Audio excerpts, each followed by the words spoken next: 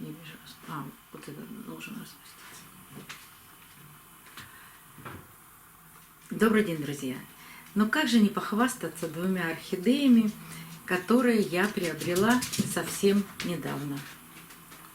В среду в Леруа Мерлен была поставка. Поставка небольшая, но были вот такие чудесные мультифлоры. Не обратить внимание на такую орхидею – это выше моих сил. И постоянные мои подписчики знают, что я люблю мини-орхидеи. Но это и мини-орхидея по размеру цветка, и мультифлора по обилию цветов. Но листики у этой орхидеи, они, конечно, к мини-орхидее не относятся. Я не думаю, что цветы когда-нибудь станут крупнее.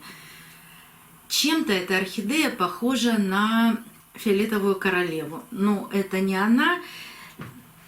Орхидея голландская. И на горшке есть цифровой код. Если кто-то может посмотреть по коду, как она называется, подскажите, пожалуйста. И вторая орхидея. Тоже очень интересная расцветка. И даже обратная сторона цветка, она тоже ярко-желто-оранжевого цвета. Это обе новинки. И на горшке этой орхидеи тоже есть цифровой код.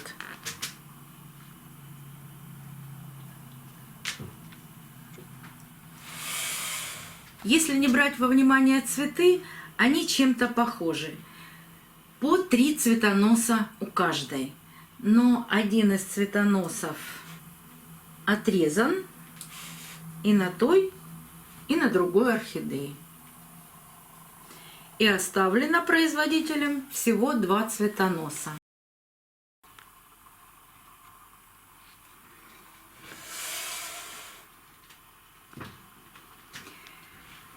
Корни просто великолепные и у той, и у другой орхидеи.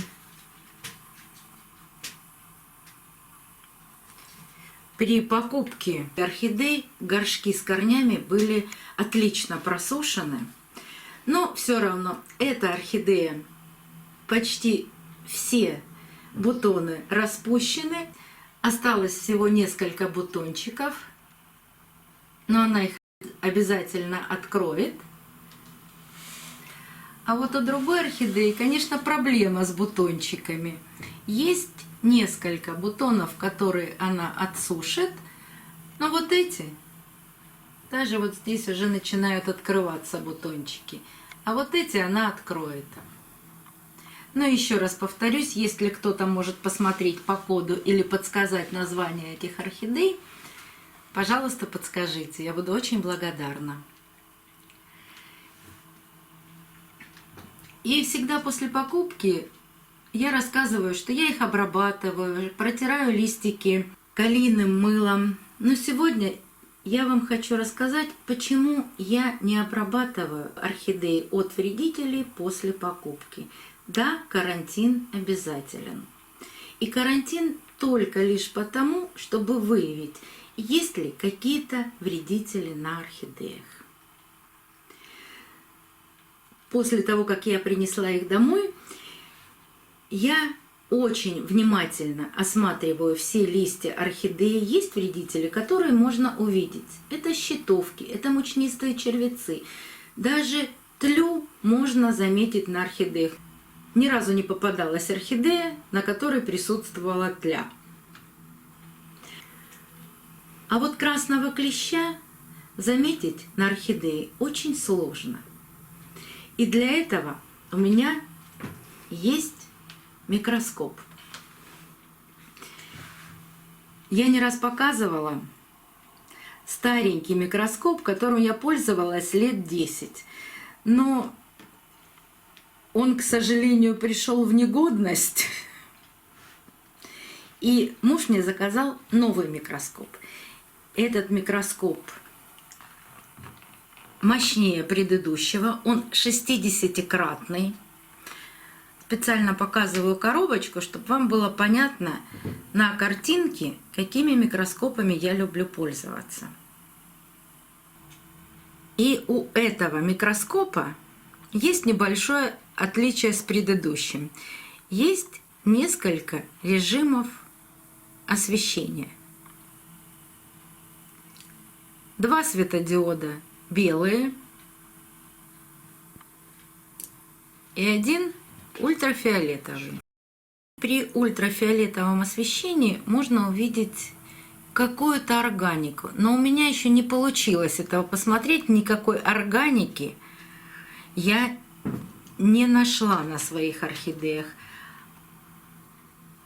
А вот это освещение просто великолепное. Так, сейчас выключу. Можно направить свет.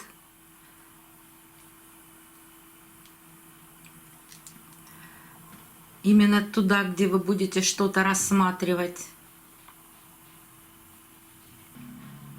Вот здесь подстроить под свое зрение. Есть колесико такое.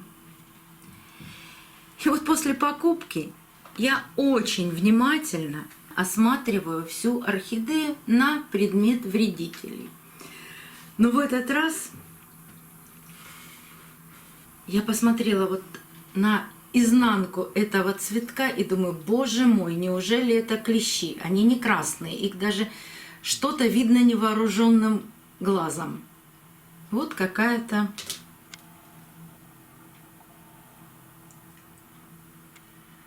ну даже не знаю, как пыль около этого цветка. И когда я посмотрела в микроскоп, я удивилась. Это как же надо было вести цветы, чтобы мелкая пыль от грунта попала на этот цветок. Но, может быть, их везут и в сложенном состоянии, в коробках. А потом уже в России ставят их вертикально. Тогда понятно, откуда взялся этот мусор. Но вот такой мусор, конечно, я убирать не буду. Это мелкие-мелкие частицы коры.